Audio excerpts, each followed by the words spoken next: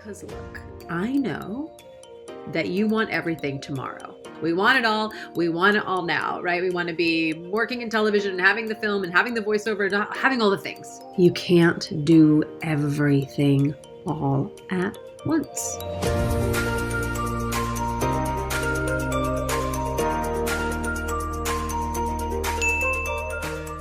Hey there, Jody Bentley here, actor, producer, and career coach.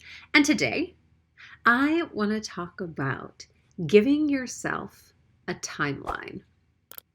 And no, when I say giving yourself a timeline, I don't mean, okay, I'll give LA 2 years and then if it doesn't work out, I'm done. I'm not talking about that kind of arbitrary, terrible timeline.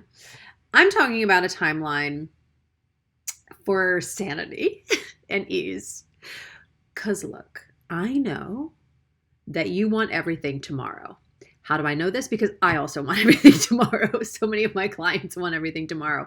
We want it all. We want it all now, right? We want to be working in television and having the film and having the voiceover and having all the things.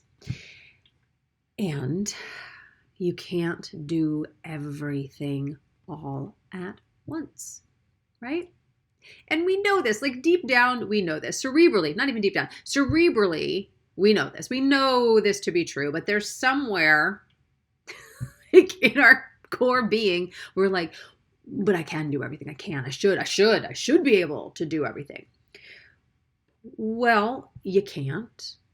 So let's create a timeline to have some joy and ease around this career as you accomplish things and do things and move forward. So, because we know we have multiple goals, right? I'm sure you do.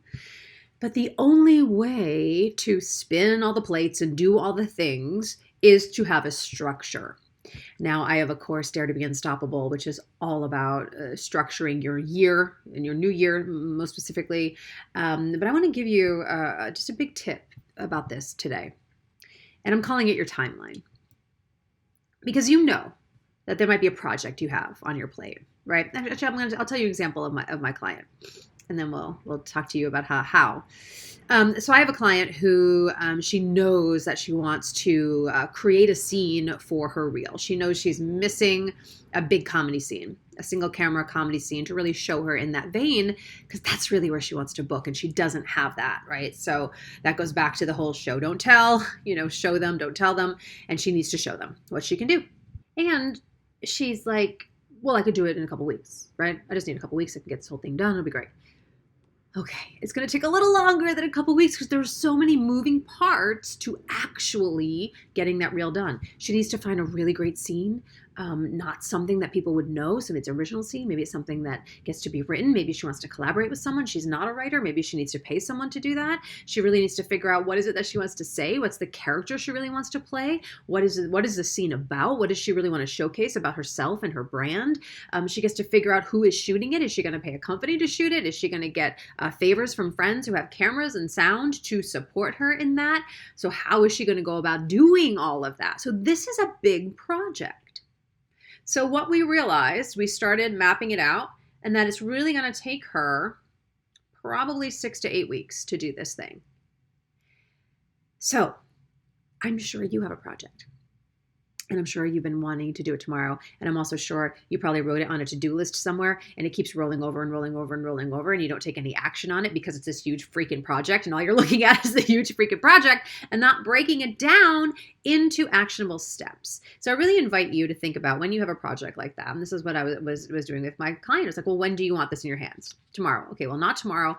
So let's go for August. Okay, so August, you want this in your hands. Let's reverse engineer it and figure out what our timeline is to get you to that point. Feasibly, how can we get to that point? And we need to take into consideration, oh, okay, well, July could be a really big audition season. Oh, I'm going to a friend's wedding in June, right? You got to take in all that life stuff as well. But then you can start to map it out and break it down and create your timeline for that project. So once we started to break down all the pieces, which everything that I just said, of all the things she has to do, it was like, oh, well, I need time to do that, and I need some time to do that. Oh, then then I need this. So then you can start to see how much bigger the project is. Because I don't think by nature most of us are good at guesstimating timelines, guesstimating how long things will take. It always takes longer than we think. So it's always good just to pad it a little bit so you have some space to breathe. So if you have a project, I really invite you to break down everything that gets to happen for that project. Write it all down, get it out of your head, get it on paper, and then start to create your timeline of how and when that project can unfold. That is a way to approach all the different facets in your business, because you're going to have a lot of projects that you're balancing. You're going to have a lot of projects that are the culmination of getting you to a goal, right? So I invite you to really break them down so then you can create your timeline and map it out so you actually give yourself a structure. And whether you resist structure or not, I promise you, I've seen it countless times. Every time I give a client structure, they breathe. They breathe. So I invite you to breathe and create some structure for yourself and create a timeline for a project that has been kicking around that you haven't done yet. All right, let me know what you think in the comments below. As always, I'm here to help you, and I will see you next time. Bye.